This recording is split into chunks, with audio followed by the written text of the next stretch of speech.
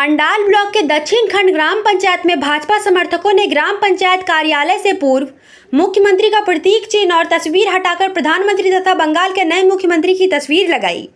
इस दौरान पंचायत परिसर में काफी संख्या में भाजपा समर्थक मौजूद रहे।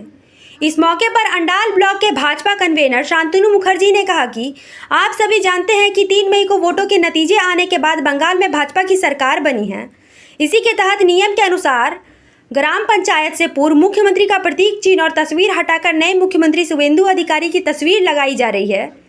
उन्होंने पंचायत व्यवस्था पर भी सवाल उठाते हुए कहा कि पंचायत से रेसिडेंसी कार्ड या डेथ सर्टिफिकेट लेने के लिए भी लोगों से पैसे लिए जाते थे, जबकि इस तरह की व्यवस्था नहीं होनी चाहिए।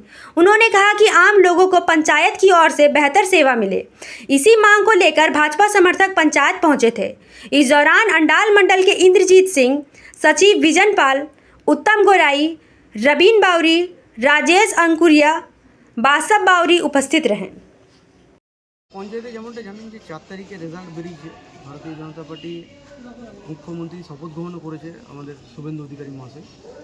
তো এরপর আমরা কি করছি যে ওনার যে প্রোটোকল আছে, যে নিয়মে সেই মুখ্যমন্ত্রীর ছবি লাগানো আর প্রাক্তন মুখ্যমন্ত্রী মমতা বন্দ্যোপাধ্যায়ের ছবি সসম্মানে ওনার ছবিগুলো যাতে সরিয়ে ফেলা হয় এই বলার জন্য এসেছিলাম।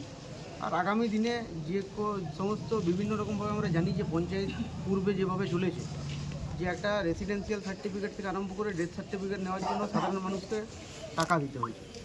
তো এই যে ঘুঘুর ভাষা প্রত্যেকটা পঞ্চায়েতে হয়ে আছে, এইগুলো যাতে না থাকে, আগামী দিনে মানুষ যেন স্বচ্ছভাবে নিজের পরিষেবা পায়, এইগুলোর জন্য আমরা বিশেষ করে আশা। আজকে এনএস প্রধান ছিলেন না, বাদবাকি যারা বডি ছিল পঞ্চায়েতে তাদেরকে আমরা বলে এসেছি যে আগামী দিনে কোনো রকম মানুষকে হ্যাকেল না করে যেন পরিষেবা দেওয়া হয়। পঞ্চায়েত এলাকার সমস্যার সমাধানের জন্য, সমস্যা বাড়ানোর জন্য নয়।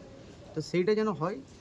আমাদের ছেলেরাও থাকবে, আমাদের বিজনদা আছেন এখানকার নেতৃত্ব, ইন্দ্রজিৎ দা, উদয়দা, বাসবদা, রবীন্দ্র এরাও আছে। সবাইকে নিয়ে একটা আমরা দেখা করে এলাম। আগামী দিনে আমরা কমিটি করে দেবো যাতে পঞ্চায়েত সুষ্ঠুভাবে চলে। কারণ যা 2 নম্বরই এরা করে গেছে, এই 2 নম্বরই আর কিন্তু আমরা বরদাস্ত করব না। এইটুকুই, এই বিষয় নিয়ে মেনলি আমরা ডক্টর শ্যামা প্রসাদ মুখার্জি।